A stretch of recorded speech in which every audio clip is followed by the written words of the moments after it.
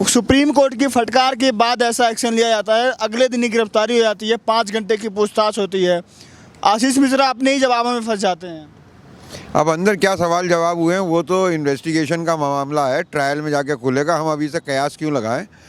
बस इतना कहना है कि देखिए, गिरफ्तारी की जो आशंका थी वो अब गिरफ्तारी हो गई है, सुप्रीम कोर्ट की फटकार के बाद ही हो गई है, जैसा आपने कहा।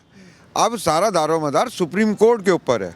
Supreme court guardian of the constitution है, अभिभावक है भारत के संविधान का।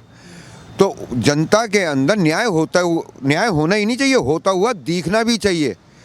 तो जनता के अंदर भरोसा जगाने के लिए सुप्रीम कोर्ट के अंडर में ये सब इन्वेस्टिगेशन हो जाएगी, सब वो अपनी नज़र रखेगी।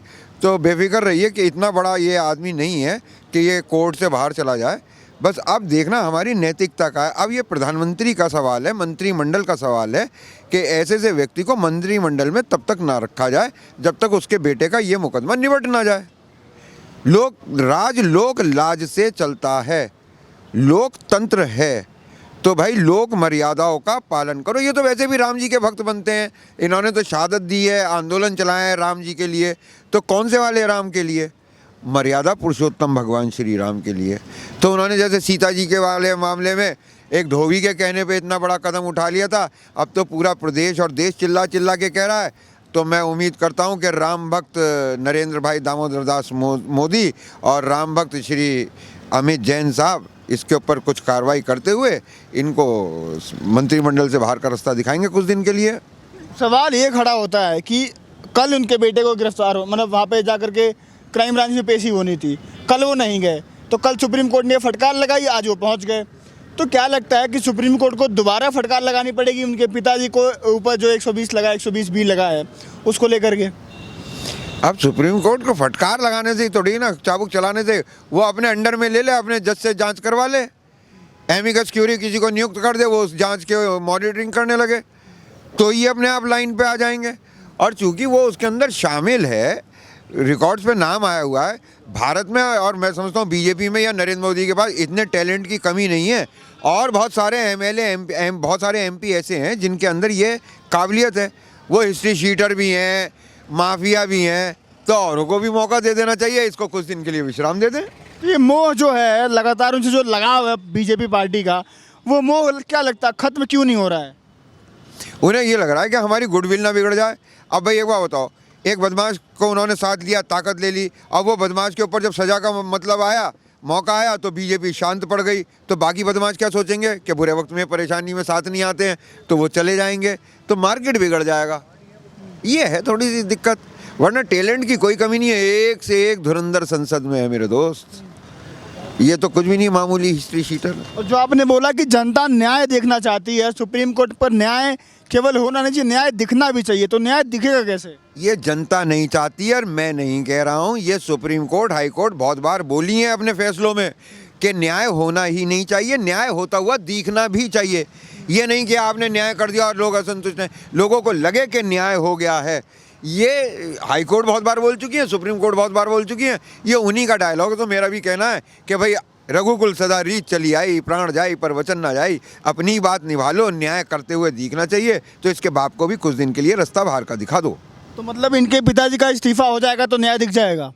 कम से कम एक आशंका दिल के अंदर ये कि ये गृह राज्य मंत्री रहते हुए जांच को प्रभावित करेगा, अफसरों को हड़काएगा, वो तो खत्म हो जाएगी मेरे दोस्त।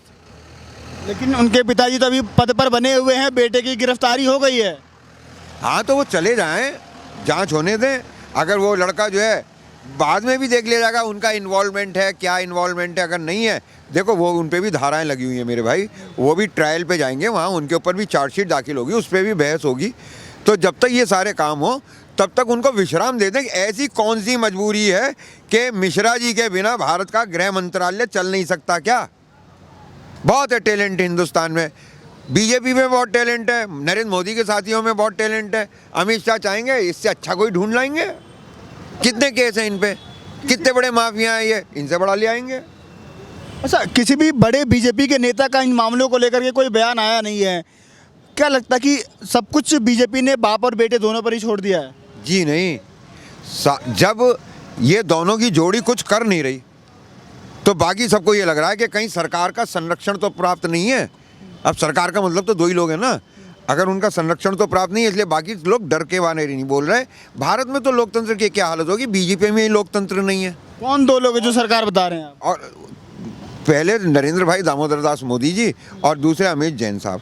और एक बात बताऊं, जो सबसे मजबूत यूपी का सबसे बड़ा चेहरा वहाँ ठाकुर राजनाथ सिंह जी हैं, वो बेचारे अब तक कम से कम कड़ी निंदा, कड़ी भर्त्सना, कड़े शब्दों में निंदा कर दिया करते थे। अब की बार तो वो भी नहीं कर रहे, ना कड़ी ना नरम। क्यों, क्या लगता है इसके पीछे क्या वजह हो सकती है? और नवाब साहब नाराज हो गए, दोनों के दोनों नवाब, कि तुम कैसे बोले मिश्रा जी के मामले में राजनाथ सिंह, तुम दो इस्तीफा। फिर बेरोजगारी, बुढ़ापे में कोई चाय भी नहीं देगा एक कप घर पे। क्या लगता है कि लगातार किसानों के नेता कहे जाते हैं, वो किसानों के ऊपर ही ऐसी घटना घटी है? कौन किसानों के नेता? राजनाथ सिंह जी उत्तर प्रदेश के मुख्यमंत्री रहे हैं। तो चौधरी महेंद्र सिंह टिकैत क्या थे, चौधरी राकेश टिकैत क्या हैं? अभी मैं इसलिए पूछ रहा हूँ कि बीजेपी में वो रक्षा मंत्री हैं।